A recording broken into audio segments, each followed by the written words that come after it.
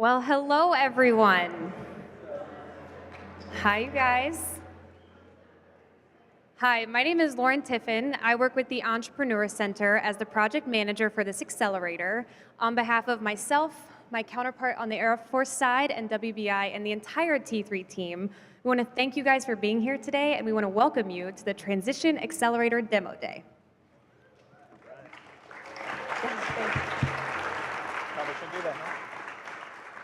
All right, as mentioned, I'm Captain Morgan Raymond from AFRL's Airman Systems Directorate. Today's event is a culmination of AFRL's and Wright-Patterson's first Technology Accelerator SBIR pilot. So this pilot was designed to try to expand past the traditional acquisition models and reach out and partner with non-traditional government contractors to try to ingest emerging technologies into today's Air Force, but also streamline both the timeline and the expense associated with a standard project. The accelerator itself focuses on human-machine teaming in data processing, exploitation, and dissemination, focusing on support to the Air Force's intelligence, surveillance, and reconnaissance communities. The goal of this effort was to evaluate these technologies that are looking to serve to improve the performance of the men and women who process, exploit, analyze, produce, disseminate, and also make decisions off of this ISR data. However, even though we are looking to ingest this technology at some point in that processing spectrum, there are also applications external to the government that we've tried to leverage as well through the accelerator. An accelerator is really just a fancy word for an entrepreneurial program that accelerates the growth of a startup or small business in a short amount of time. A demo day, like what we're at today, is our opportunity to hear the final business pitches of these companies based on what they've learned. And as the captain alluded to, the purpose of this accelerator and today's event is to truly bridge the gap between innovation and defense. We want to get technology in the hands of the warfighter faster, more efficiently, and explore the dual commercial application of these technologies as well. I mean, we've had focus groups, small groups, we've had workshops, guest speakers, all kinds of things, and we've covered so much in just 10 weeks. It's hard to capture in a video or just in one event. But I can truly and honestly say that it has blown me away how much these companies, as businesses and as individuals, have pushed themselves to get to this point and to this stage today. But you don't get here without a lot of help from people and from partners. So I want to hand it over to the captain to tell you about these amazing people and partners. Right, we did have a large number of amazing partners and supporting personnel, so excuse me, I'm pulling out my cheat sheet to make sure I don't miss anybody here. First off, I'd like to thank our distinguished visitors, Mr. Dave Shahady and Mr. Bill Harrison from AFRL Small Business Office. Thank you for coming out today, gentlemen.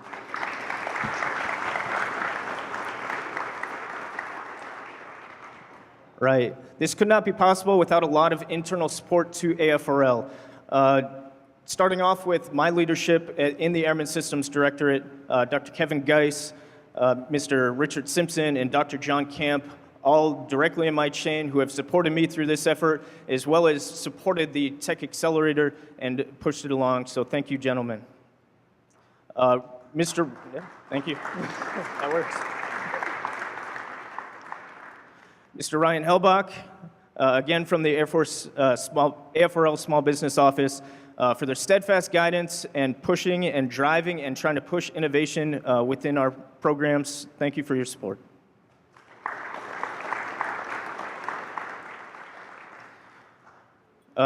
This whole thing was run through the SBIR office, so the 711th Human Performance Wing SBIR office, POCs Ms. Jennifer Brown and Ms. Jacqueline Wagaman, who helped me model this effort and get it within the confines to make it all happen. Thank you, ladies. And then to actually get it all on contract, AFRL Contracting, particularly Miss Alicia Embrussar and Mr. David Rue for their support to make it happen. Right, and of course, we cannot have done this without the folks who actually administered the accelerator, the Wright Brothers Institute, and the Entrepreneur Center, or TEC. Ms. Nikki Krebs and Ms. Megan Sheehan and the men and women at WBI served as neutral enablers for the entire Accelerator effort. Their expertise in collaborative work in tech transfer, tech transition, and commercialization proved invaluable in both the planning and execution phase of this effort. Thank you, folks.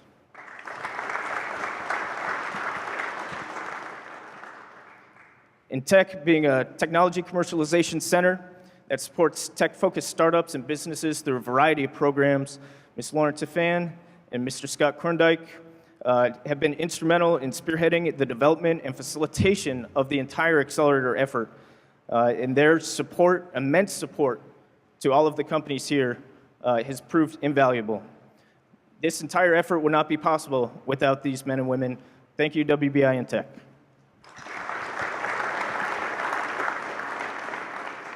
And with that, I'll hand it back over to Lauren for the rest of the intros. Awesome. So these companies who are pitching today, you might not know them yet, but you will know them. Over the course of the next hour and 5 minutes or so, you're going to get to know them because of their passion. You're going to get to know them because of their creativity. And you're going to get to know them by their heart, which they're going to leave on this stage today. I have to tell you, one of my favorite things that we did in the last 10 weeks was pitch practice. The reason why it was my favorite is because we would do standing ovations. So before someone would come out and deliver their pitch, usually to Morgan and I to get feedback from us along the way, we'd give them the standing ovation because honestly, you weren't sure if it was going to be awful or not. And so you'd clap up front and give them that ego boost so that you didn't feel obligated to clap at the end. But I share this with you to say that that is not going to be the case today. These companies, they know what they're talking about. They believe in it, and they can back it up with the things that they've learned recently. So without further ado, let's get to know these companies, starting with Alex. Thank you.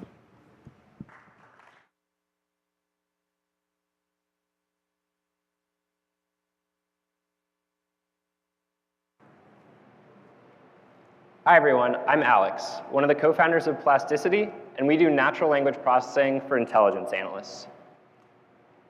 Right now, airmen and operations intelligence have an incredibly difficult task.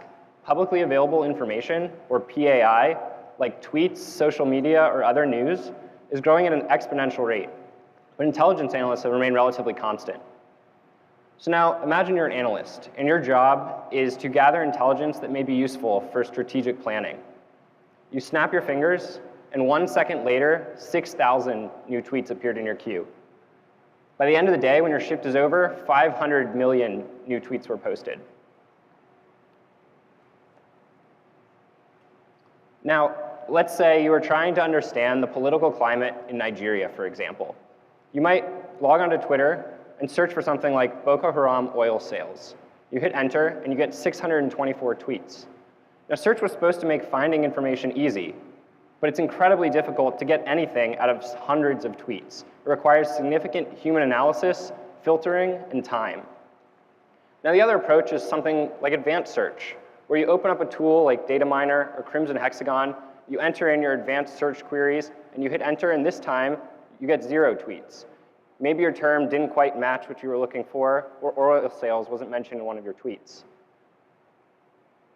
Plasticity solves this by using natural language processing at the core of its PAI filtering.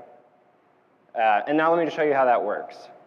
First, analysts don't have to think about keywords or other search terms.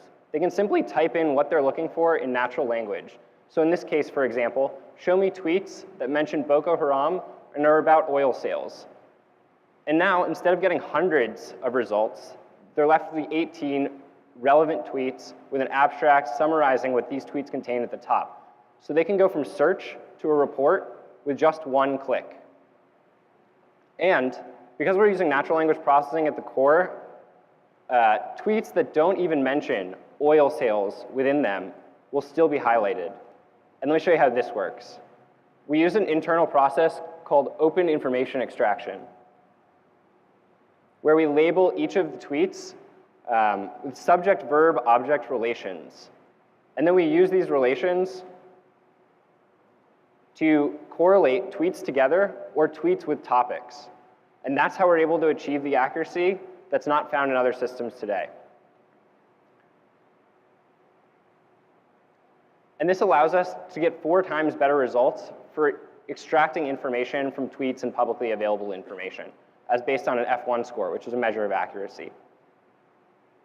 Now, when we talked to the head of PAI research at the Airman Systems Directorate, they told us that this would be hugely useful for analysts that are responsible in the planning stages of missions. So that's exactly who we've designed this product for.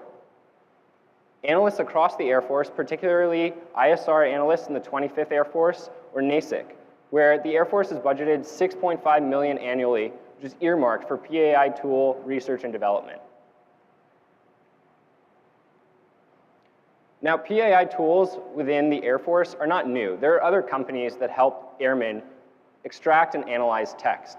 For example, Lexalytics works over existing documents. Data Miner and Crimson Hexagon let anyone with a .mil email go through and look at tweets and search social media and alert them when breaking events have happened. But from talking to ISR analysts, what we found is that they don't just want a faster way to search. They want a faster way to get to insights, to be able to predict and correlate between tweets, to help them understand what's actually happening. And this is exactly what we do differently. We help analysts predict and plan rather than react when boots are already on the ground. Now, on the commercial side, we plan to sell to companies that rely on predictions in order to make their money. So in particular, finance companies and hedge funds that use what's called alternative data. So for example, understanding when sentiment or opinion about a product is declining and using that to make trade decisions. Now, if you look at the market for this within these companies, you understand how important alternative data is to them. Right now, there are 17,000 investment companies registered in the US, and of those, just 30% spend more than $2.5 million a year on alternative data, which in itself is a $12 billion market. And the way we sell to these companies is by bundling up on-premise deployment with continual maintenance and customer support, which is around $100K in annual enterprise revenue. And one of the best parts is we already have a relationship with some of the companies in this vertical. So for example, Two Sigma, which is the 5th largest hedge fund in the US, is already a user of one of our natural language processing packages. So we can use that relationship with this company to sell this alternative data solution, not only to them, but other companies within the finance and hedge fund space. Our team, Ajay and myself, have worked on natural language processing at Google and on the Siri team at Apple. Together, we did Y Combinator in the summer of 2017 and have a separate research grant with the NSF for a voice assistant technology.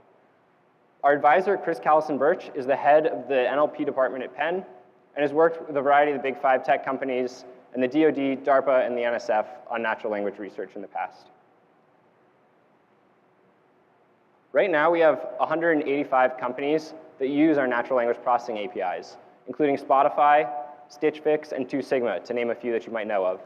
In phase 1, we started development of a PAI toolkit that in phase 2, we're hoping to test with interested Air Force end users. Now, again, our goal is to not just help airmen search through publicly available information. It's to help them get to insights faster, to team up really powerful technology with airmen who know how to use it, to take what normally was days or hours and make that only be minutes. So if you're interested in this, please come find us after the presentations or stop by our booth. Thank you.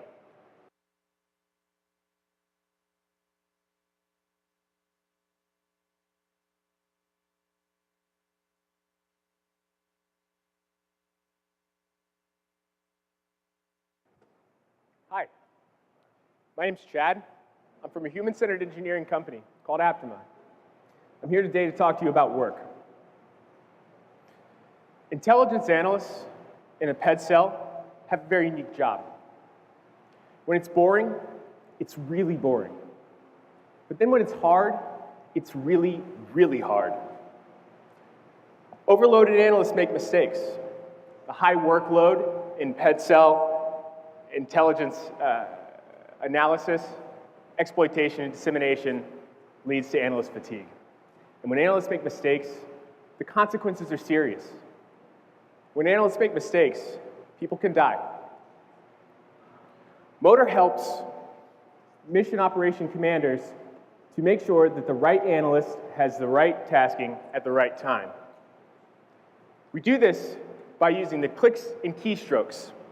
And from the rhythm of the way that you interact with the computer, we can detect states of workload and fatigue in 15 affective states. We use this to enable managers to make smarter decisions about how to task their employees. In addition, we can use the context of those interactions to predict analyst tasking. That means that we know what your people are doing right now and what they're going to do in the future. And we can currently measure that with 80% accuracy. We will provide unprecedented value to the Air Force Distributed Common Ground Weapon System analysts. We will integrate and use our experience integrating and relationships with the information management platform Unicorn to reach the Air Force DCGS. And the Air Force is just the beginning. These are 15 other organizations that do pet analysis. And they face the same problems of analyst workload and fatigue. Our contact with the DCGS Army has let us know that you are not alone. During phase 2, we will seek out ways to make analysts' lives in each of these organizations better. Also during phase 2, I'm pleased to announce that we will see the launch of our beta program with commercial partners, call centers located here in the state of Ohio. I can see on a lot of your faces, you're asking the same question. What do call centers need a solution like Motor for? After all, a quick Google image search will show you that call centers are filled with happy, beautiful smiles. This is just more BS from the big stock photo companies. I have it on very good authority that working in a call center is just a little bit different. See, call centers are facing an employee turnover crisis.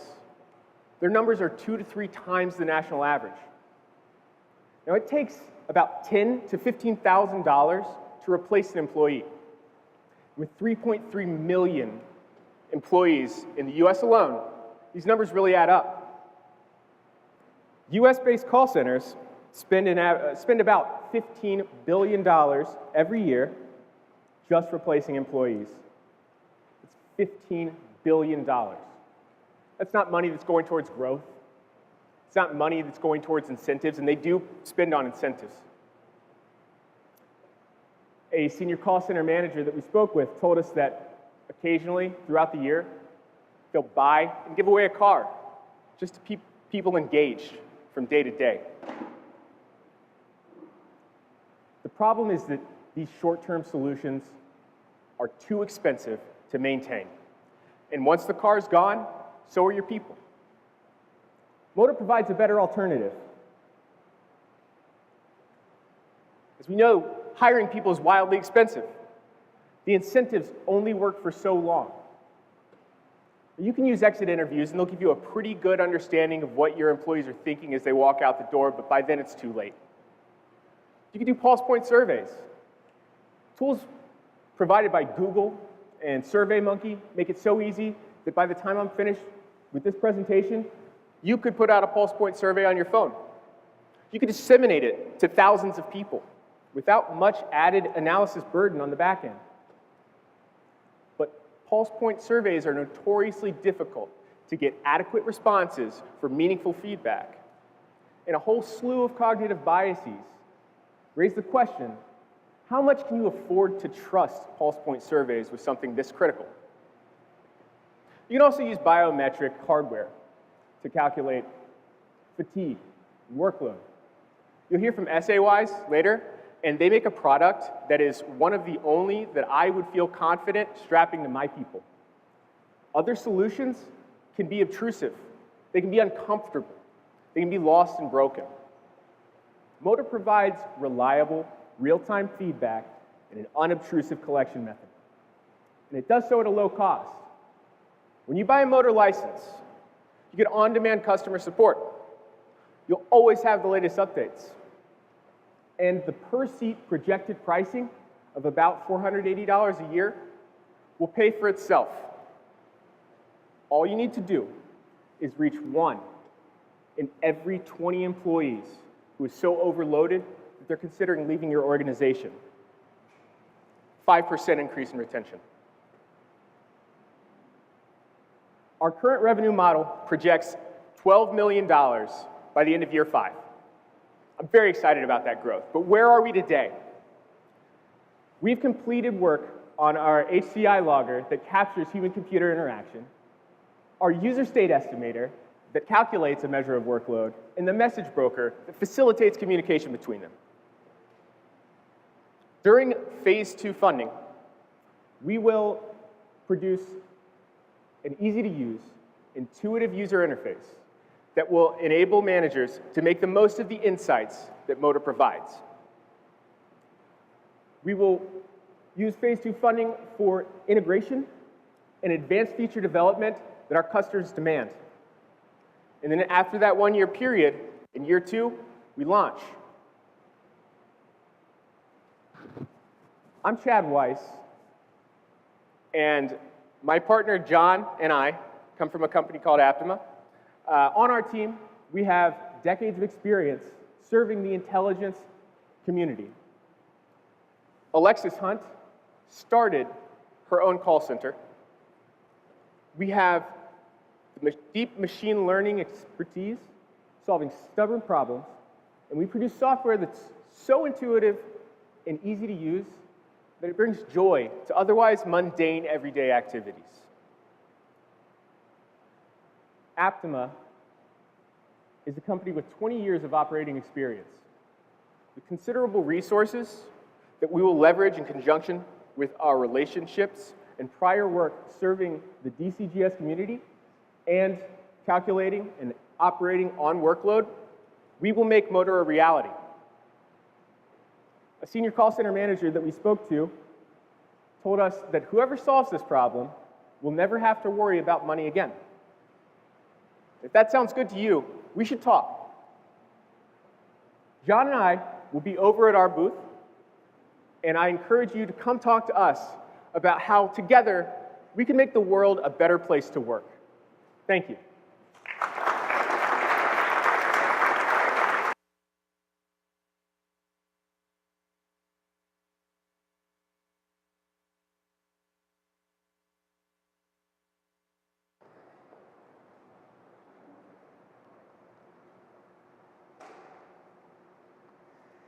In 2009 through 2015, I was a mission commander at Beale Air Force Base. From our operations floor in California, we provided real-time intelligence to soldiers and Marines, both in Afghanistan and Iraq. It was simultaneously the most fun and the most stressful job I've ever had in my life. But I didn't do it alone. I had a team of incredible airmen working with me. We would work a 12-hour shift all night long, get off work at about 6 in the morning, go home, try and get a couple hours of sleep, do some household chores, maybe mow the lawn, fix the garbage disposal, throw the uniform back on, head back to base and do it again. Today I want to focus on those airmen on the left-hand side of the screen. These are the geospatial intelligence analysts, also known as imagery analysts. So a lot of people think that imagery is just collected from these platforms and then just sent out to the field, sent out to a user, mission accomplished, but it's a lot more complicated than that. So when an image was collected, it would be assigned to one of my airmen. Before that airman could do anything with it, they have to go through a process called orthorectification. The reason they have to do that is because these images are collected from such high altitudes, and the Earth is not flat. It's actually kind of rounded, bumpy. It creates this distortion in the image, and the airman has to mold it and form it so that each spot on that image actually represents the right spot on the Earth. That's very important because we want to know exactly where things are, especially if we want to drop a bomb on them. So once that image was orthorectified, that airman would comb through it and look for all of the objects that are relevant to answer the intelligence question they're trying to answer. And so for example, if this was an adversary airfield, they'd be looking for aircraft, maintenance activity, weapons loading activity, things like that. They'd make a product, send that to their supervisor for quality control, and send it out to the field. That whole process takes about 30 to 60 minutes per image. On a typical day, my team would get 300 images. They had to get through all 300 images that day because they're getting 300 more tomorrow, the next day, 7 days a week, 365 days a year. But we were just one site in an enterprise called the Distributed Common Ground System. And that was just one mission in the Air Force and in the intelligence community. There's a lot of imagery collected. Fast forward to 2016, I was a captain at the National Air and Space Intelligence Center down the road. And I was sitting down with an imagery analyst, and I noticed he was looking through a bunch of imagery that was very familiar. In fact, I very quickly realized that all that imagery had been looked at by a team just like mine at Beale. So I turned to him, I said, Dave, why are you looking at this imagery? Why are you doing all this work again? It's already been done before. He said, I can't find the assessments. I can't find the data. Heck, I can't even find the airmen who originally made these assessments and looked at this imagery. So it's just faster to do it all again myself. So Dave went ahead and looked at 150 images to answer this intel question. So the way it's supposed to work is there are units out there that they're doing the observational analysis, what they call first phase intelligence. They're looking for the who, the what, the when, and the where. And other units are out there that build on that intel, and they're looking for things like the how, the why, what's the adversary intent, and most importantly, what do we think our adversary is going to do next? But I'm telling you the process is broken. So we're going to go ahead and fix it with a system called Alias. Alias is an enterprise solution. It speeds up that process from sensor data collection to strategic intelligence analysis. So just like eBay brought commerce to the masses, YouTube made videos more accessible, and Google made information accessible from all over the web. Alias is going to make intelligence data more accessible to the analysts that need it. So our philosophy is an effective human-machine team. We're going to have computers do what computers do best. They're going to analyze, they're going to do computation, data clustering, correlation, and that's going to feed humans to do what we do best, do the contextual analysis and make sense of that data. So the way Alias works is it's going to automatically ortho that imagery. It's going to automatically straighten it for the analyst. It's going to then use state-of-the-art computer vision algorithms to store those observations in a geographic information systems database. That'll make the data more accessible, actually accessible to the strategic intel analysts. But it's important to note that we're not going to disturb that process of humans providing that direct support to trigger pullers downrange. So the first win we expect is a drastic reduction in the reanalysis of imagery to the tune of $11 million a year. We've done the math on that based on our customer elicitations and our interviews, and taxpayers are spending $11 million to do a job that's already been done. But more importantly, what we want to do is we want to reduce the timeline for intelligence analysis. We want to take advanced analytical products that normally right now are taking weeks, if not months, to accomplish because they're reanalyzing this imagery. We want to shrink that down to 1 to 2 hours. But we're not going to stop there. By 2022, we anticipate rolling out Alias 2.0, another version where we're going to pull in other intelligence data, other geotagged intelligence. We're going to automate some dashboard-style intelligence products. But again, we're not going to disturb that direct support to the trigger pullers. These are the customers that we think are going to have an immediate benefit from Alias. And here's where we're at. As you can see over the next year, we're going to transition from analysis and design into software development and partner technology integration. So I ran through the budget, and I found that the Air Force has budgeted $126 million to modernize its data infrastructure for intelligence. This is to make intelligence data shareable and discoverable across the enterprise. At about just over $2 million per year, Alias is going to solve 20% of this problem at under 2% of the budget. So we've looked at our main competitors, and that's internal, in-house solutions. Commanders have understood that this is a major problem. So they're taking analysts, intelligence analysts out of HIDE and assigning them to work on part of this problem. But they're not always the right analysts. They're not always the right people to solve this problem. And for every analyst that's taken out of HIDE to solve an infrastructure problem, that's one less analyst that's doing the work of intelligence analysis. So Alias is going to solve all 5 of these issues, have all 5 of these features, and these are not arbitrary. They are all taken directly from the intelligence community directives. The DoD has also outsourced about $118 million for 5 contractor-owned, contractor-operated analysis centers.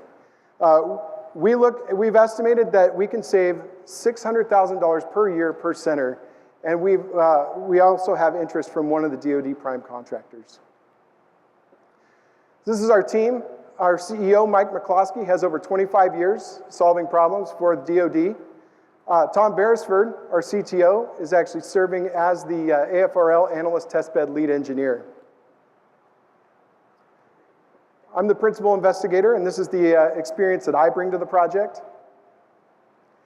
So again, at 361 Interactive, we want to speed up that process from data to decision, from data to intelligence. And we also don't think the taxpayers should have to spend $11 million per year to do a job that's already been done. We want to solve that with Alias, and we want to partner with you to make that happen. Thank you.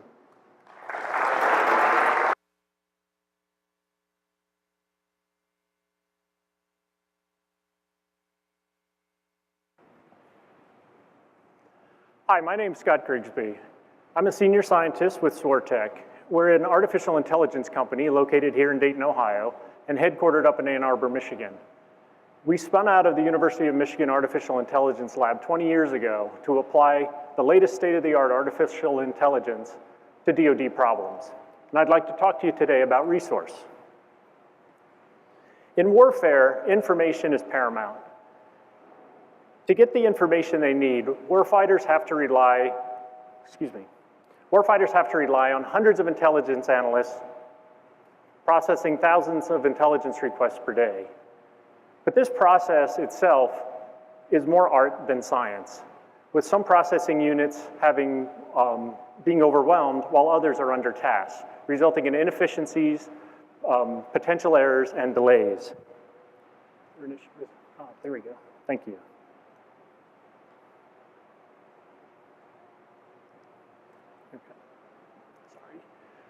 So how can we parse the thousands of target requests and get the right information and the right tasking to the right people at the right time while maintaining oversight and being able to keep the workload balanced?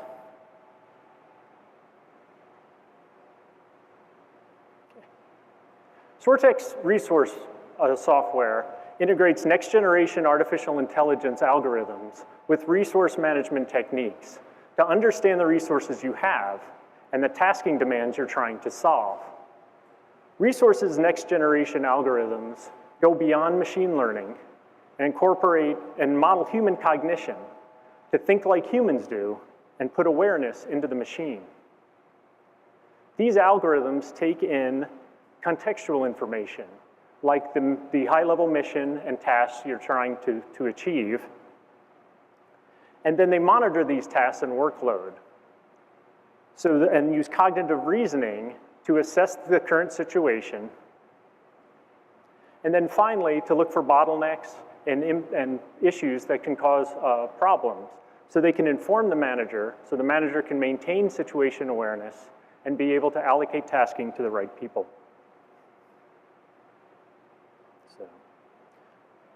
Within the ISR community, we would integrate resource into the operations center to help allocate the target list down to the individual sites. We could also integrate resource within the individual processing sites to help the mission supervisor allocate tasks down to the individual analysts. But one of the main powers of resource is its ability to continually monitor that tasking within mission context, so it can inform the manager of his team's current capabilities and their workload and their task status. Resource's ability to act as an intelligence surrogate within PED management, imagery exploitation, and collections management enables these task-saturated duty positions to better manage their workload far more effectively and efficiently with fewer personnel. But resource has applications beyond the DoD. The core technology within resource has been under development for 5 years, including an ongoing $2.3 million investment from the Army Futures Command to apply it to robotic system plan monitoring, and a $1.75 million investment between the Air Force and the Navy, applying it to unmanned systems operations. But resource has capabilities beyond the DoD. In business, like in warfare, resource management is critical for success. Managers must understand their budgets, their schedules, their personnel, their roles, and manage all of this together in order to effectively keep their projects going. But this is very problematic. Surveys have shown that over 43% of projects in the business world will overrun their budgets, and almost 50% will overrun their schedules. But despite these productivity and revenue losses, only 26% of companies regularly use project management software on a daily basis. So why would this be? Well, consumer reviews of commercial users have shown that these systems are cumbersome, time-consuming, and lack visibility into the overall project status. These systems are designed for endless task lists, but don't provide an overall big picture to the manager. So while Resource itself is not a full-blown project management software, it has the capability to add 4 of the must-have missing features that managers want in their project management software, including things like automated task tracking and requirements tracking. To take advantage of this, we're exploring marketing Resource in 2 different ways. One, as either a direct licensing to the current resource management software developers so they can incorporate Resource's capabilities within and then get those capabilities down to their end user. Or as an open API plugin that we would sell on the open marketplace and end users could purchase it themselves and incorporate it into whichever software they'd like. The market for project management software is massive and continues to grow. In 2018, companies spent over $3.4 billion on project management software, and that's expected to double by 2026, with over 65% of managers saying that they would be willing to change their project management software if they could find a better product. Our revenue model would be based on a monthly subscription process aimed at business users. For example, Asana has 50,000 business license subscribers that they charge $150 to $300 per month. We could add the Resource capabilities at just $20 per month per business license and generate a revenue of $1 million per month or $12 million per year, just for this one product integration, with similar models available for the other project management providers. To take advantage of this, we bring a team of artificial intelligence engineers, software developers, and business development experts, backed by a 20-year-old company and a corporate team that has already spun out a wholly owned subsidiary to put our intelligence into the next generation of autonomous automobiles. So Resource is intelligence applied, and we'd like to talk to you about how Resource can be integrated into your intelligence and project management to help solve your problems. Thank you.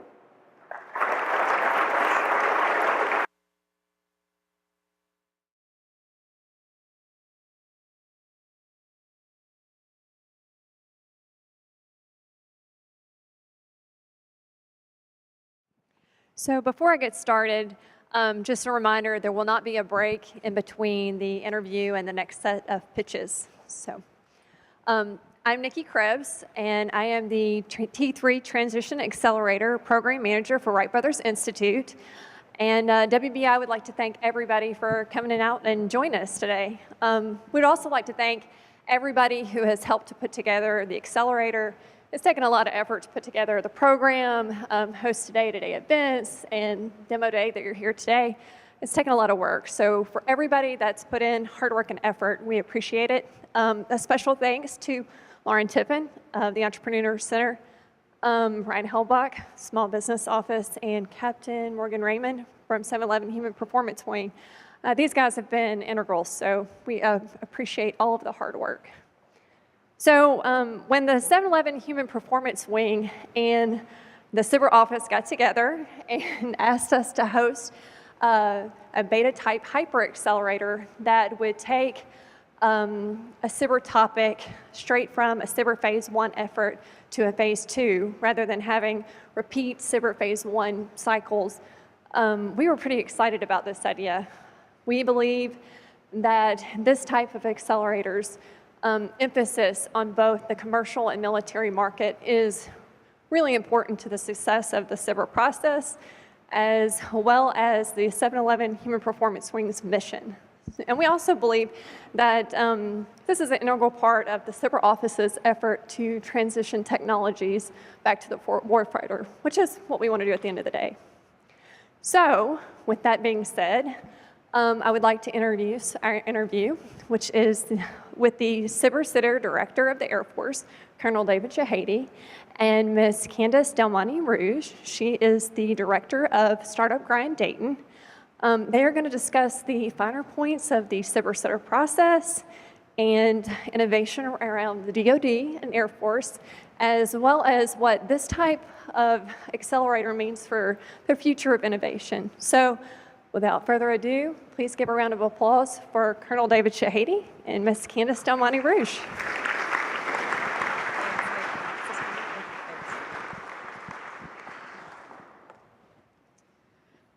All right, welcome everybody again. So, what an inspired place to be on a Friday afternoon. Let's give another round of applause for all these great companies that have just pitched. So I'm excited to be here today because when I graduated from my MBA and my first job was with the Wright Brothers Institute, amazing company. And one of the first people that I got to work with was Mr. Shahady. So he was working in the innovation space for AFRL at that time in the Human Performance Wing. And so it's with great pleasure that I get to interview you today. It's my pleasure. It's good to be here. So one of the first things I'd like to start off with is tell us, over your career in innovation with the Air Force, how has it transitioned over the past 10 years? I think one of the unique things is I have a very unique perspective. As mentioned, I'm in the reserve also. So not only am I a civilian that does small business work, I'm also a colonel, emergency commander for Northcom. So a lot of the problems that folks are describing are exactly the things that I sit in a chair and experience. And I think over my career and over the last 10 or 15 years, there's been a real change, I think, in the mindset of innovation. I think the big, innovation, the word has kind of gotten, I say, overused.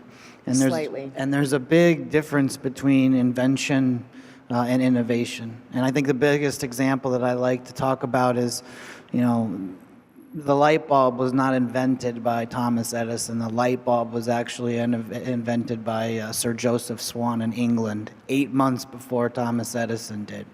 Thomas Edison actually took the light bulb and then put it in every house in America. He was the innovator of the Edison Lighting Company.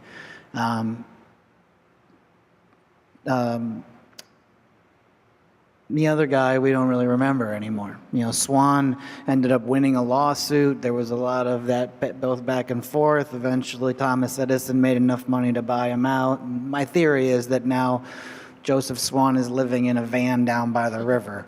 But everybody knows Thomas Edison. So I guess that all said, innovation is all about delivering things. And if you're just going to take something and put it on the shelf, you haven't really done anything. You haven't really made anything contributory. And I think that's something that the whole DoD has recognized over the last 10 years, is that we were very technology rich. We were putting things on the shelf. And it was really, really important that we start taking things off the shelf. The other thing that I think is a big difference is the idea of an ecosystem is something that didn't really exist 10 or 15 years ago. And then a lot of the people that I know that that were, part of a lot of the original things, even here in the Dayton area, we didn't have the kind of ecosystem with facilities and locations like this. And we didn't have a structure where we were all connected. And I feel like, you were trying to get to this DoD market. There was this mysterious goal out in the sky. The prime contractors were off on some island. We were on an island. There were small businesses on island. Everybody were on islands, and everybody was kind of complaining about each other. Nobody's doing their jobs, and everybody felt very, very lonely. And what I think has happened over the last 10 years is that we began building bridges and roads and connecting. We've started to put signs so you kind of know where to go. And in the end, what we really found is that those of us that are very, very creative, very, very forward-leaning aren't alone. We just weren't able to find each other. And it sounds very philosophical, but I think that has been the big change over the last, over the last 5, 10, 15 years, is that the connection of all the people who want to make change, who want to make significant things, has come to fruition. So basically, it's like the Match for innovation, Match.com. It's a really interesting example that you say that, and I think that's really where, the speed. We've been starting to use a brand, a term in the Air Force, which was, contracting and finance at the speed of innovation. So we just came off of a big event for the United States Air Force. We had our first pitch day up in New York City. The vice chief was there. It's gotten a lot of traction, far more than I think Ryan and I ever thought would come from that. But the really exciting thing about that was during that period of time, we were able to, within 1 week, we awarded 175 contracts within a 5-day period of time. We executed somewhere in the order of $80 million in contracts. That was from a closeout of solicitations till contract award. And then we also did pitches where we had 60 companies come in and give pitches and presentations. And some of them, we did right in front of the PEO, right in front of the buyer. And the buyer said, yeah, I'd like that. And so we said, okay, then turn left. And with the swipe of a credit card and the signing of a one-page contract, they were immediately partnered with the Air Force. And the fastest time that we were able to do that in was 3 minutes. So 3 minutes from the time when a PEO, 2-star general, said, yep, I'd like to see us fund that, to the time they were on contract was 3 minutes. The longest was 15 minutes. And the mantra that kind of went around the whole time was, it takes longer to get a beer at the bar in New York City than it does to get a contract with the United States Air Force. Who knew that would ever happen? I mean, that's really incredible. I think the bigger piece is we aren't just stopping there. We want that to become the new standard by which we do business. Is that, that's a small fraction of the overall portfolio. The SBIR portfolio for the whole Air Force across the board is around $650 million a year. $650 million a year is what we've invested, or what we do invest. And the mindset that we've changed within the Air Force is that we've stopped looking at ourselves as down in the technological weeds, and we started getting more into the business mindset. We are the venture capital fund for the Air Force, and it's our job really to be putting investments into government organizations like AFWorks and like the Accelerator programs, and to be the backer, be the venture capital backer of those entities. And I think that is a mindset that is a big change, for us in the Air Force. Sure. To that point, what had to change within the Air Force to get to where you are today? I think one of the biggest, so there is, none of this stuff happens by individuals. One of the things I said to the folks out at Pitch Day is I said, it's really amazing what a group of individuals can accomplish when nobody cares who gets the credit. And I think that is somewhat paramount to our success. The folks all the way, from, project managers and folks that work contracting, folks that do finance, people that do evaluations, getting all of these folks in the room at the same time, it's something that got lost. There was a time when we used to, they called them integrated product teams, but you used to be a manager of a program and everybody that worked for you or worked with you was sort of in the same room with you. And what happened was over time, we sort of sent everybody to their home offices. and then we became completely disjointed. Well, what we did, or actually what Ryan and the folks at AFRL were able to do, was rekindle that spirit of bringing everybody together. So how do you do that much contracting in 5 days? You go grab 3 or 4 contracting officers, 3 or 4 financial managers, a lawyer, 3 or 4 program managers, a couple of engineers, and a ringmaster, Ryan, and you sit in a room and you take stacks of programs and you pass them around, and there's no waiting on desks, there's no waiting on anything, there's discussion, there's any problem comes up, it gets solved right there, there's no timeline, no delay, and pretty soon everything happens very streamlined. And the reason that what that tells me is it's not a problem of the processes, it's not a problem of the people, it's a problem of handoffs. When we do things, we hand it off to somebody and it sits on a desk or it doesn't get prioritized. That if you can focus your effort, we can do these things very, very quickly. The other thing that I think is important is that I hear a lot of folks, all talking about hey, this is about delivering to the warfighter, and being one now. Funny, I had half my Air Force career was in acquisition. Somehow I got promoted to colonel, and now I'm down in the weeds, sitting in front of a hurricane, watching things fly over my head. I say that I'm not the tip of the spear. I'm more like the tip of the spork. But I get to experience that. So hearing you say that we'd have to deliver to the warfighter is very, very important. But I think there's another piece of this. As a small business program that's a congressional program, it's our job, and my job in particular, to help foster and grow the economy.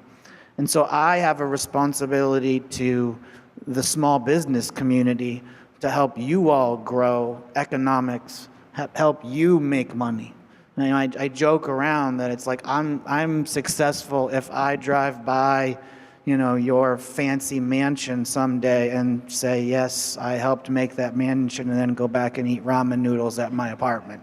So that is truly, if the companies and the industry base aren't created, then we aren't successful. Our entire basis is about seeing small businesses grow. So if this is the current state, which is already pretty fast, huge transition you've made over the past 10 years as the Air Force, where do you see it evolving? So it's pretty exciting. It's moving extremely quick. And I'd say there's probably 3 really, really big changes. One, I think the idea of pitches or doing pitch presentations is something that's here to stay. And I don't want to make that more than it is. I think what that really means is that we want to be able to go out with a problem, have people come and give us a simple, easy to understand description of what they could do. We would down select and then bring them in, and we call it a pitch. But it's really an opportunity to interface with a company and with individuals. That's something that we lost. If you ever talk about trying to interview somebody or bring them in to solve a problem for you off of just a resume, that's really, really hard to do. But sitting face to face with somebody, you can truly get a feel for what they're going to be able to bring to the table. And I think that was something very, very unique. So I think that's here to stay. I think you're going to start seeing as far as SBIR is concerned, you're going to see less topics that are, very, very tight specifics, and you're going to see more topics that are general overall problem areas. You're not going to see where we award 1. You're going to see where we award 100 contracts against certain topic areas. You're going to see us scattering these options farther and wider.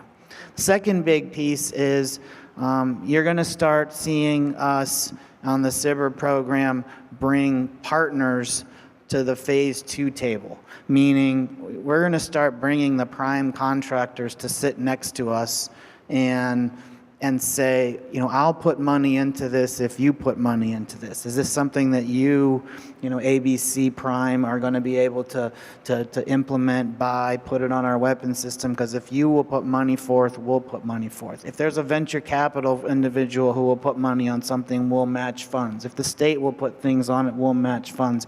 And you're going to start see on the small business side, we're going to act more like a venture capital organization. We're only going to put money into things that there's somebody that has wants to put some other skin in the game, that there's a customer.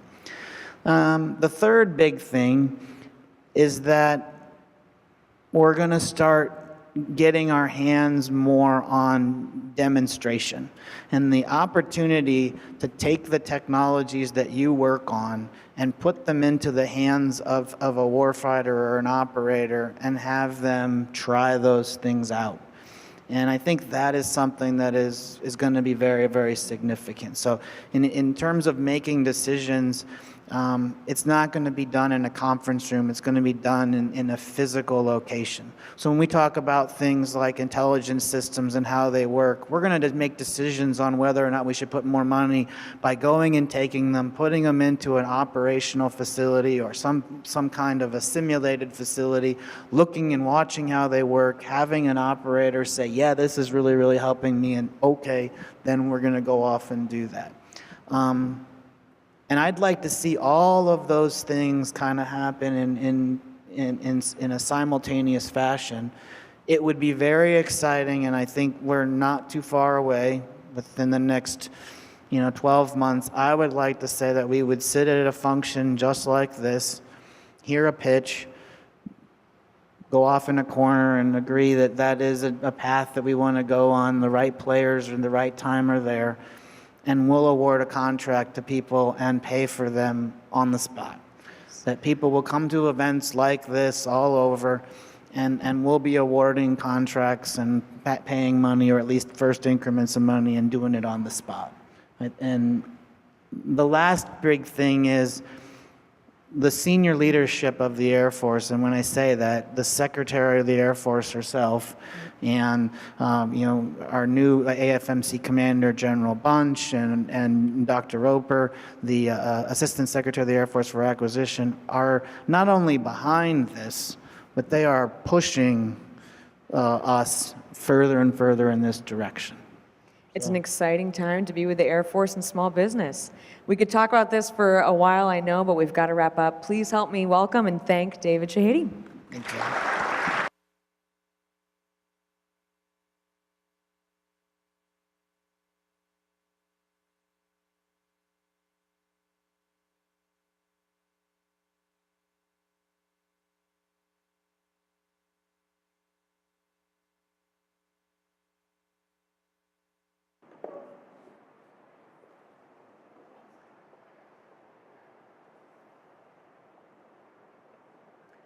The sound of a rapid heartbeat, the sound of jitter and shimmer in your voice, the sound of shallow breathing, the sound of chaos in your mind.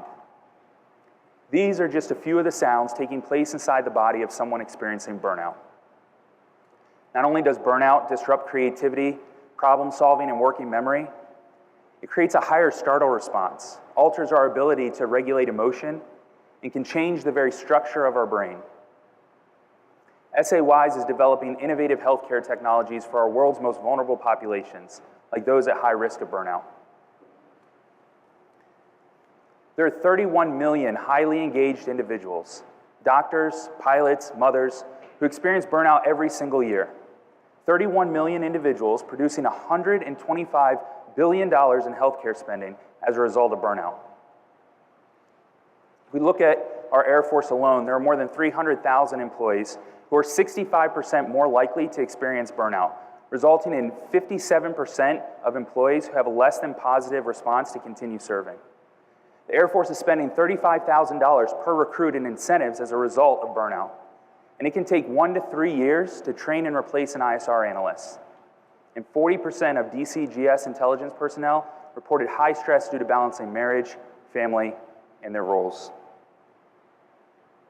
The Air Force is tasked with the balancing of airmen health and safety with no mistake, no fail mission. and the SAY's biosignature platform is being developed to help ensure that this critical Air Force task remains a reality.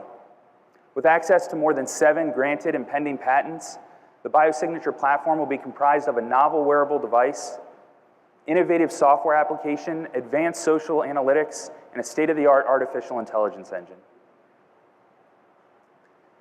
We look at the earliest predictors of burnout, providing preemptive action to help keep our service members in the fight and supporting the mission. We conduct a 4I approach to monitoring burnout. First, we capture critical information, screening more than 25 variables associated with burnout to build these baseline subject profiles. We then discern pertinent insights, coalescing biological, psychological, and social data streams to provide automated alerts when we recognize patterns within the information. And then we automate interventions, taking a personalized approach to actionizing on the insights. And then lastly, we continuously monitor impact, adjusting and optimizing occupational climates in real time. From information to intervention and insights to impact, SAY's is bringing situational awareness and wisdom throughout the healthcare continuum. We flew up to Michigan and spent time with the 110th Attack Wing, and we spoke with the 151st ISR Group, the 169th Intelligence Squadron, NRO, and many others, and it's clear the biosignature platform provides tremendous value. And I'm sure you might be sitting in the audience thinking, are airmen really willing to share this type of information? Are individuals willing to share this type of information? The answer from our airmen is yes. The biosignature platform is not another Band-Aid. It's not a box checked or an impersonal annual survey. It's a holistic solution embedded as a resource within the unit, controlled by the unit, to further build trust, familiarity, and comfort within the unit. The platform is designed to optimize occupational climates to sustain peak performance, to improve retention rates, reduce reintegration stressors, and cut the cost of healthcare and operations. So where does this technology apply outside the military? Our initial focus is on mental health disorders, which are the largest cost driver in healthcare, currently projected at $6 trillion by 2030. Specifically, we're going to address women's health concerns, screening for postpartum and prenatal depression, because burnout, when gone undetected, can lead to more serious mental health disorders like depression and even suicide. There are 4 million births annually, and 1 in 10 women experience postpartum depression. And after the birth of my second son, my wife began experiencing postpartum mood disorders. And as a father and her husband and support system, I was left paralyzed, not knowing who to go to or what to do. This platform is designed to help reduce misdiagnosis, to help improve treatment outcomes, to help increase medication adherence rates for those who need treatment, and to cut the cost to our healthcare providers. It's projected $3.8 billion that'll be spent on screening postpartum depression. In their first year, we plan on focusing on the states that require postpartum depression screening, which account for 7% of the total US annual births. At just 5% of total market capture, we're creating a $190 million a year total slice of the total addressable market. For our business model, we're looking at a hybrid approach to both hardware sales and per-person subscription to our software application and cloud dashboard. There are 33,000 OBGYN units who currently serve 101 women every year. Whether it's burnout in ISR operators or depression in new mothers, the current gold standard for diagnostics and screening are paper-based questionnaires performed at a single point in time by untrained professionals. We're the only solution that'll provide a multivariable approach to screening, automating interventions, continuous monitoring, and support system integration, all for a low cost. We have a vast network of relationships, both domestically in the military as well as globally in healthcare. We have signed agreements with multiple healthcare providers serving up to 9 million patients in 45 countries around the world. Our team is made up of a multidisciplined group of entrepreneurs, technologists, scientists, and researchers. Retired Major General Eric Volmick is our CEO, who oversaw 4,000 Air National Guard and concluded his military career serving on the Joint Chiefs of Staff. James Maynard is our COO with experience in commercializing government-funded R&D into new markets. Dr. Belinda Tebenhoff is a mental health expert and former researcher at NIH studying the role of neuropeptides in psychiatric disease. Dr. Joe Marr is a data scientist and expert in predictive and cognitive analytics, AI, and computational linguistics. Erica Waite is an expert in strategy, living at the convergence of pipeline, fundraising, and operations. And my name's Chris Wimmer, and I'm serving as the president of SAYs. And generation after generation, I've had family members in the military, some of whom have experienced burnout, depression, and PTSD. I mentioned to you that my wife had experienced postpartum depression disorder after the birth of our second son. So for me, this is both personal and professional as it relates to SAYs. SAYs is developing innovative healthcare technologies for our world's most vulnerable populations. And we want you to join us in creating a new sound, not the sound of internal chaos from burnout, but the sound of hope for our airmen and those who support them. Thank you.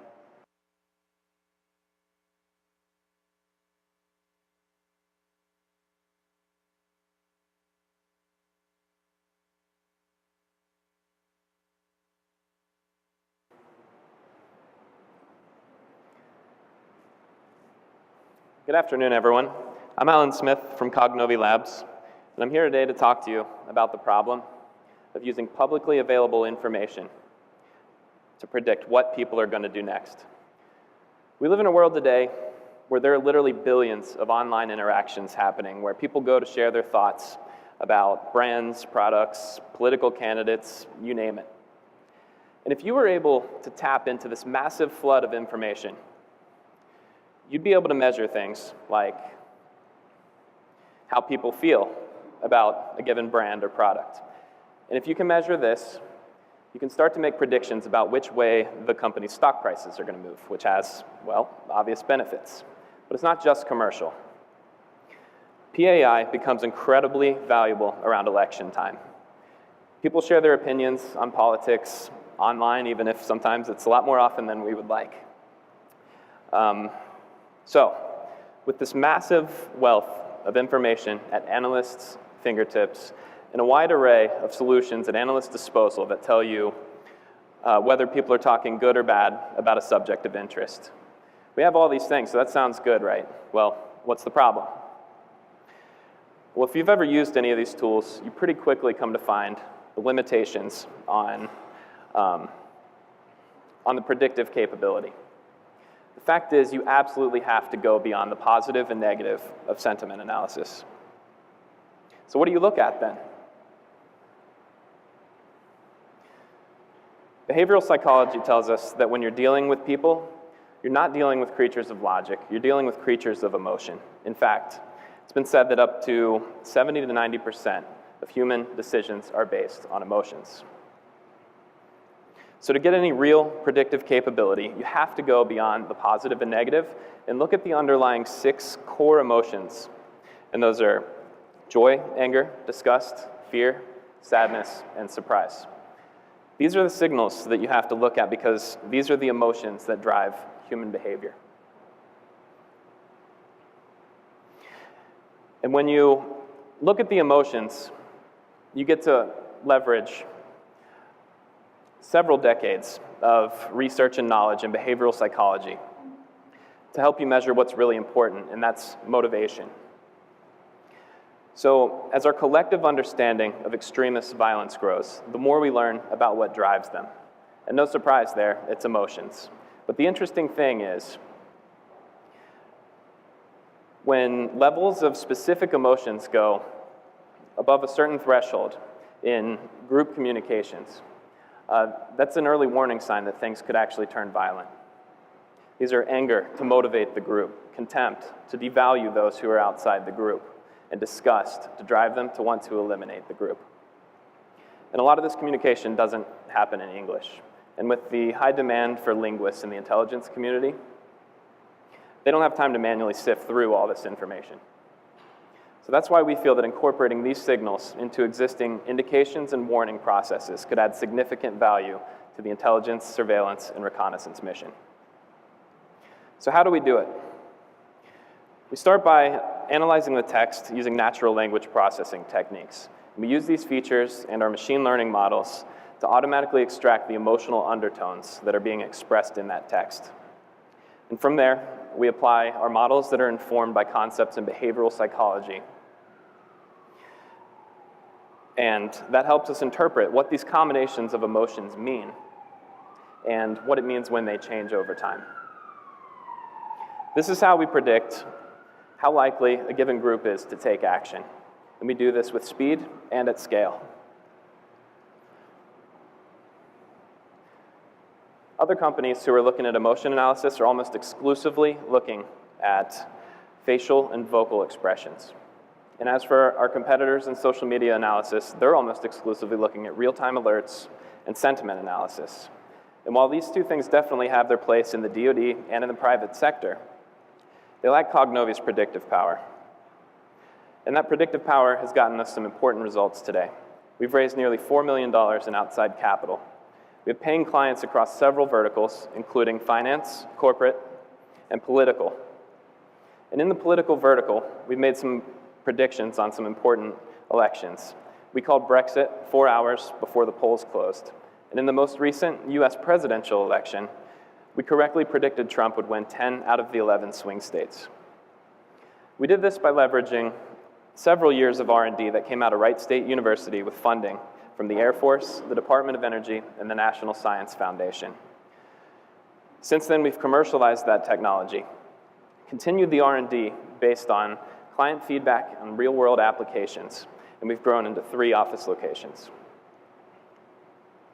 So our current client focus is on the financial vertical, where we have several large paying clients like Bloomberg, and quantitative and fundamental analysts at multiple hedge funds have already validated the predictive power of our signals, and they're already making stock trading decisions based on this. In the corporate world, we provide competitive analysis through client feedback, and we do this by going as detailed as the level of individual KPIs. But it doesn't stop with just these verticals. So in addition to developing our multilingual capability for indications and warning for the intelligence community, we're on the cusp of releasing a product that'll enter us into the advertising and emotional marketing vertical, where our models have already shown some very promising results. And with the wide breadth of applications of our technology, we also have cybersecurity on our horizon. And there's a significant market potential across all of our verticals, starting with the finance vertical, where the alternative data market itself is growing at an unbelievable rate. And to take even a thin slice of the massive business intelligence and digital advertising verticals would be a massive opportunity. And here's the team at Cognovi that's going to lead us to that opportunity, whether it's a diverse set of experience, whether it's coming from one of our former senior finance executives to a world-renowned researcher in semantic web and artificial intelligence. From software engineering to psychology, our team is incredibly proud of all the gray hair that it's earned. So if listening to the future can help you in your mission, we should definitely talk. Thank you.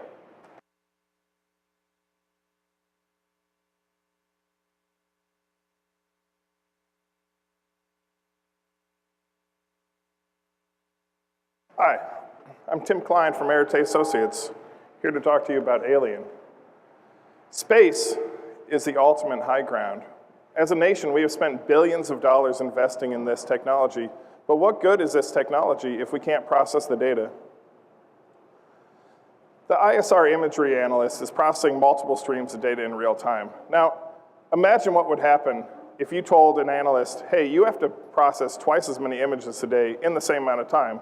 Well, either you're going to get some missed detections, or entire sets of images will go unprocessed, possibly leading to disastrous results.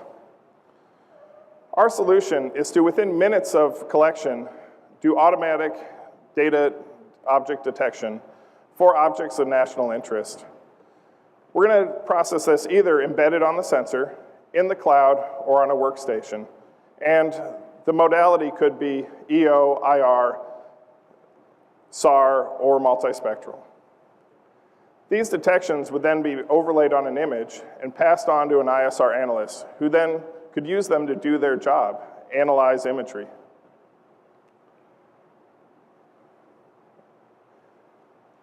The Alien Network represents the latest in deep learning technology. It was developed under company IRAD and presented at the 2018 GPU Technology Conference. Here we have an academic example of finding all the cars in a scene, describing what they look like, and locating them. So, as you can see on the left, the red dot indicates the location of the car. The description, namely the orientation and the color, is denoted by the bar. So, what does Alien get you? Number one, it's fast. It was able to process that entire image in less than 4 seconds. But in talking to a person from the Army's Future Command, he said, I don't need the wrong answer faster. Fast only matters if you're accurate. Alien on the problem before had a 96% probability of detection with a 6% false alarm rate. Compare this to some estimates of a human analyst, about 85% probability detection. And so if you had 100 images with 100 items on them, that translates to a difference in 1,000 detections. Here's where we are currently with Alien. We're a subcontractor to a large prime with end users in the Dayton area for the Air Force. I can't go into details about that program, but generally there are 3 parts. There's a training phase where we define what we're trying to find, train the network, and validate it. Then the actual operational part where we find objects and images, pass them to analysts. Then finally, there's the all-important analyst feedback. Since this is focused on human-machine teaming, without some human interaction and knowing how the product actually helps them maximize their abilities, we can take that and put it back into the training and make the product better and sustainable.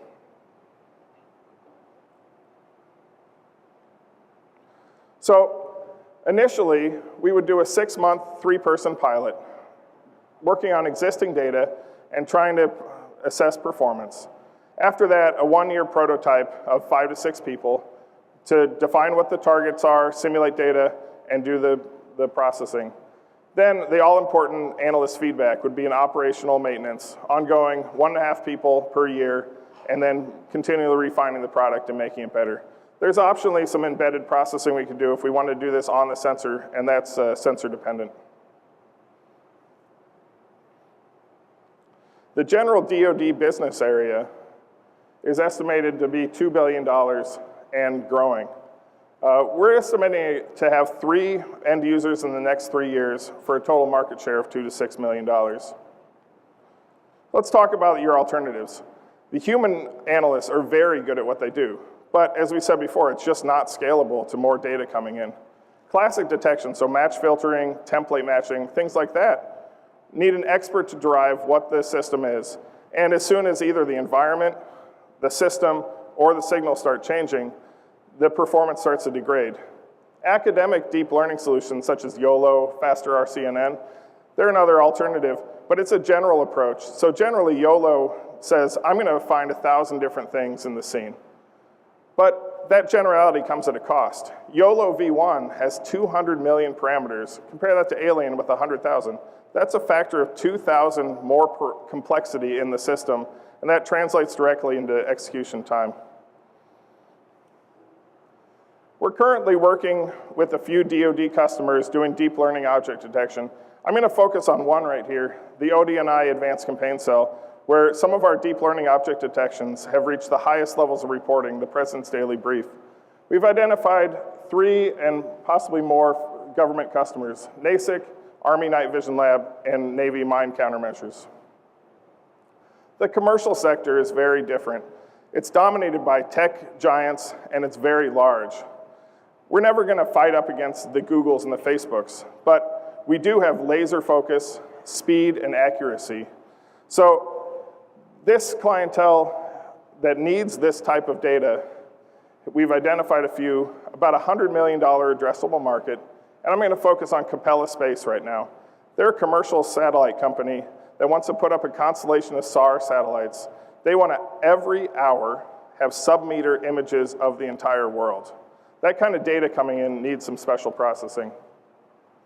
Let me tell you about myself. I have a PhD in physics, and I've spent the last 10 years developing algorithms and deep learning support for the DoD and intelligence community. Our program manager, John Wilson, has spent 20 years working NRO ground support. Our director of intelligence has deep DoD and intelligence market knowledge, and our board member, Chuck Beams, has deep commercial space market knowledge. Our company was founded 40 years ago, and we've been supporting the intelligence and DoD ever since. We have over 200 scientists and engineers with TS and SCI clearances and facilities ready to solve any need. So I'd like you to consider your ISR needs. What happens if you have double the amount of data coming in? What could you do to solve that? And if you need to find something in an image, locate where it is, and describe what it looks like, I'd like you to come talk to me. Thank you.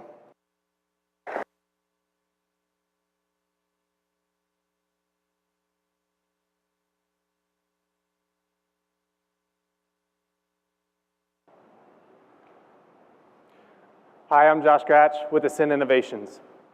We're a digital health firm owned by the 3 hospital networks in Dayton, Premier, Kettering, and Dayton Children's. We believe in improving human lives through technology. It underpins everything we do. Can anyone relate to this? Many of us walk around with a lingering tiredness from the moment we wake up to the moment we go to sleep.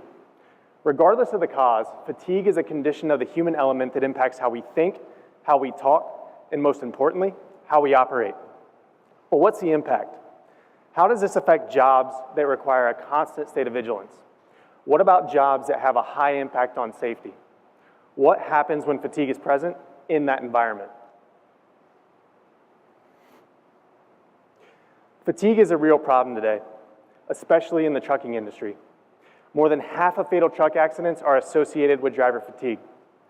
Truck drivers face challenges due to long hours and tight delivery schedules, which are a result of a driver shortage in the industry. If drivers are going to push themselves to the limit, there needs to be a technology that allows them to reach those limits safely. What if there was a technology that could identify fatigue at an early stage? We can pose this question for the Air Force as well. Roles such as ISR analysts require a heightened state of vigilance.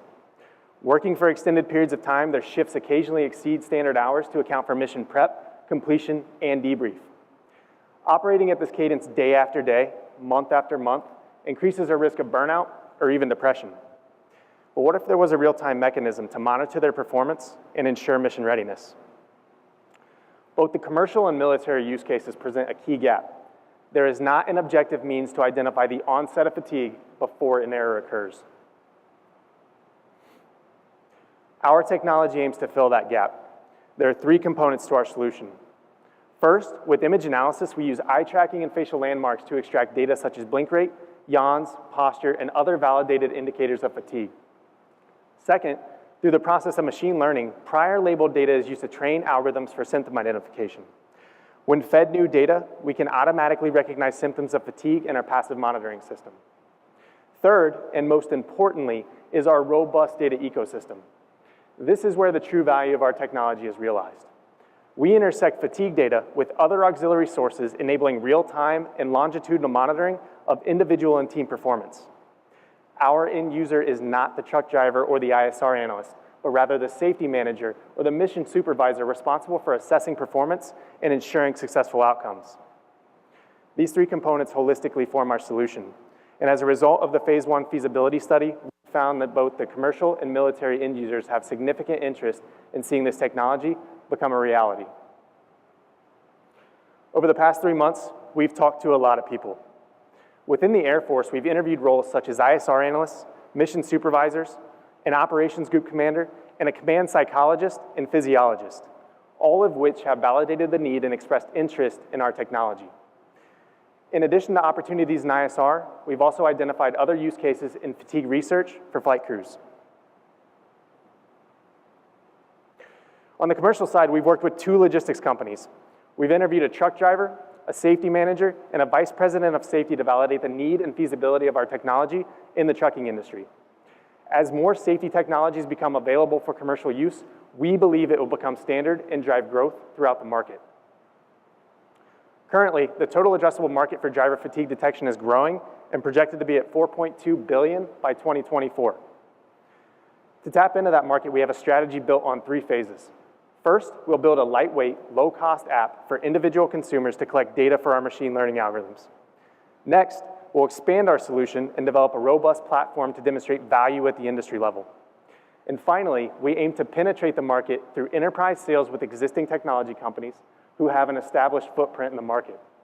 These companies are already installing dash cams in trucks, but not for fatigue detection. Taking a look at our competition, we see that driver fatigue detection is nothing new in the transportation industry. But as you begin to consider the additional features and functionality of our technology, our differentiation becomes clear. Ultimately, we are the only technology aiming to harness real-time tracking, predictive symptom identification, and longitudinal fatigue data at the management level so that efficiency and safety can be optimized at scale. Through our existing prototype, we've already set the foundation for this robust platform.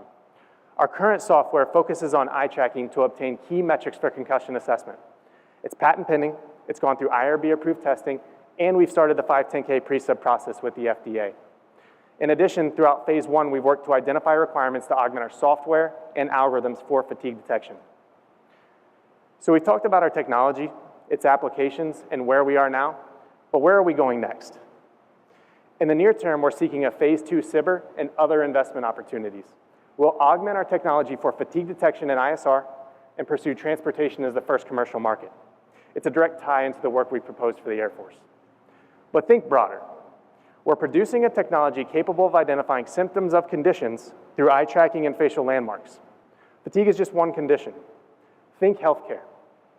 Telehealth specifically will be the industry we go after in the future. We're already collecting data on concussions and plan to do the same for other conditions. But you're probably thinking, why us? Why are we positioned to go after the healthcare market? And the answer is, we have unprecedented partnerships. We're owned by the 3 hospital networks in Dayton. Not only does that afford us access to healthcare data, but also provides access to thousands of patients, physicians, and many sites for testing. In addition, our other investor is Kaleidoscope, a product design firm who serves many clients in the healthcare space. Bottom line is, our investors formed Ascend to commercialize technologies, and we have their full support as we look to phase 2. Combined with our hospital backing, we have an established team with skills spanning data, digital, and research. We've also added 2 key advisors during phase 1. Dr. Jim Hazinga is an MD with a military background and experience commercializing software products in the healthcare industry. And Dr. Ron Nippling has dedicated his career to driver fatigue research, having served in multiple leadership and research roles, including with the Federal Motor Carrier Safety Administration. But beyond our assets, skills, and capabilities, we all share a common thread. We believe in improving human lives through technology. And if you'd like to see our platform become a reality in the ISR community or trucking industry, we'd love to connect. Thank you.